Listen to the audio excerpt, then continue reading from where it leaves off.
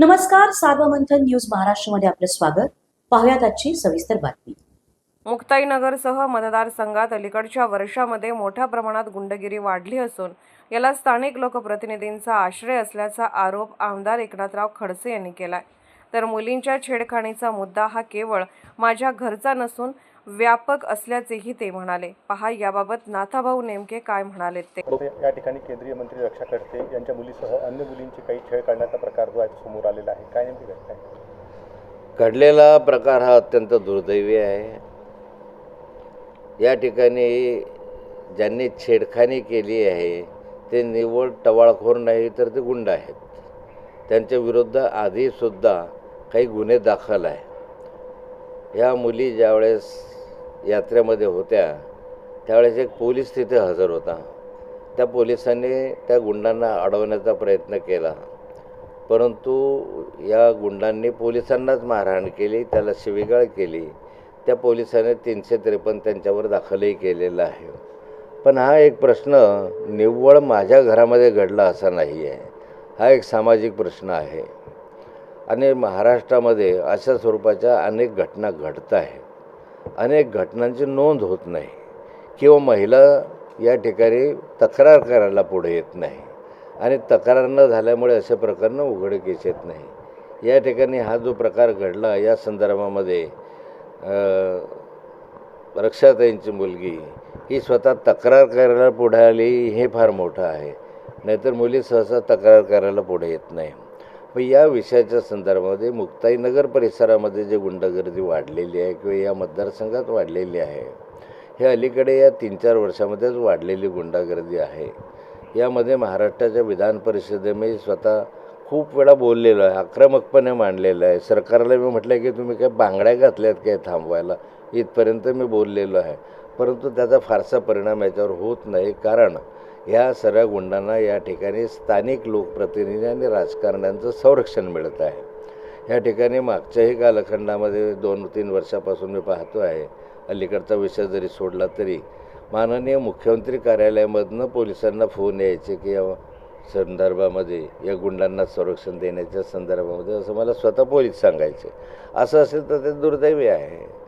आणि यामध्ये महाराष्ट्रामध्ये आता महिलांनी या संदर्भात स्वतःच काळजी घेण्याची आवश्यकता आहे असं मला वाटतं.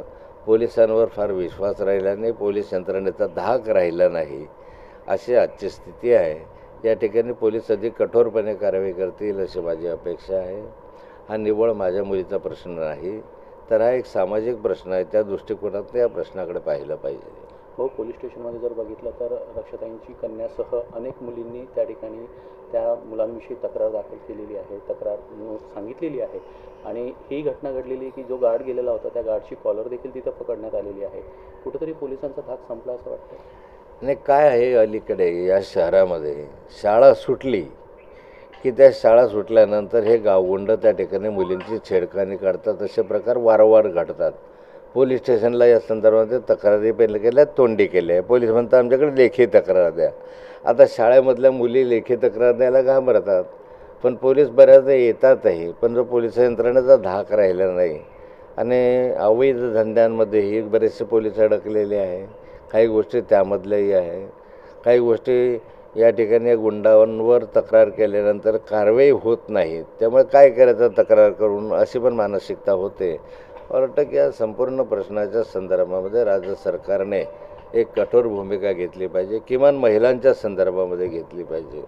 आज महिलांच्या संदर्भामध्ये ज्या वारंवार घटना घडत आहे महाराष्ट्रामध्ये, महाराष्ट्र बदनाम होतो आहे या संदर्भामध्ये, तर सरकार जागरूकतेने काम करेल असं वाटतं. माननीय मुख्यमंत्र्यांशी मी या संदर्भातली चर्चा करणार आहे. मी आयजींशी चर्चा केली, मी SP-शी चर्चा केली. फार काही खाली नुसतं ते आयजीशी बोलले की DSP-शी बोलतात, DSP-शी बोलले की इथे इन्स्पेक्टरशी बोलतात. तर सारंच बस जसं जसे ते राहतं. काही कोणाचा धाक राहिला नाही, कोणाचा हे राहिला नाही, अशी स्थिती आहे. अधिवेशन चालू होतं आहे, अधिवेशनात तुम्ही आवाज उचलणार? नाही, निश्चित योग्य वेळी मी अधिवेशनामध्ये या विषय मांडण्याचा प्रयत्न करेल. बहुत 2 दिवसाआधी हे गुन्हे दाखल करण्यात आले होते, परंतु आज परत पोलीस स्टेशनमध्ये जाऊन ताईंनी गुन्हा दाखल करण्याची अट हे केली. याचं कारण काय आहे? 2 दिवसापूर्वी हा गुन्हा दाखल झालाच नाही, तो आज गुन्हा दाखल झाला. 2 दिवसापूर्वी ही घटना घडली आणि घटना घडल्यानंतर त्या पोलिसांनी 353 दाखल केले. मुली या संदर्भामध्ये पुढे यायला तयार नव्हत्या. त्या म्हणायच्या की म्हणजे घाबरतात मुली पोलीस स्टेशनला यायला. आणि मग 2 दिवसानंतर ही घटना घडल्यानंतर मुलींना मी स्वतः सांगितलं की असं घाबरून चालणार नाही, तुम्ही स्वतः पुढाकार घेतला पाहिजे, जे सत्य घटना आहे ते विदित केली पाहिजे, याच्यामध्ये घाबरण्याचं काय कारण आहे. म्हणून आज झाली. 2 दिवसापूर्वी घटनेची नोंद झालीच नव्हती आणि म्हणूनच रक्षाताई आज त्या ठिकाणी गेल्या होत्या. तिची मुलगी आहे स्वतःची होती, ती आई आहे. संशयित जो आरोपी आहे तो या अगोदरही कुठल्या ना कुठल्या गुन्ह्यांमध्ये अडकलेला आहे असं समजतंय. हे 5 जण आरोपी आहेत. 5 जणांनी छेडखानी केली. यांच्या सर्वांवरच गुन्हे दाखल आहे. या ठिकाणी 324, 325 वगैरे अनेक गुन्हे दाखल आहेत. 302 सारखे गुन्हे आहे. यामधून याला वॉरंट निघालेलं होतं. विशेष म्हणजे हा जो गुन्हेगार याला वॉरंट निघालेलं होतं. वॉरंट निघून हा फरार आरोपी होता, तरी तो त्या ठिकाणी कसा दिसला, हा एक प्रश्नच निर्माण होतो या ठिकाणी. म्हणजे एकंदरीत जर चित्र पाहिलं तर पोलिसांचीही या संदर्भामध्ये एक ज्याला आम्ही म्हणतो दुर्लक्ष करण्याची भूमिका दिसते आहे.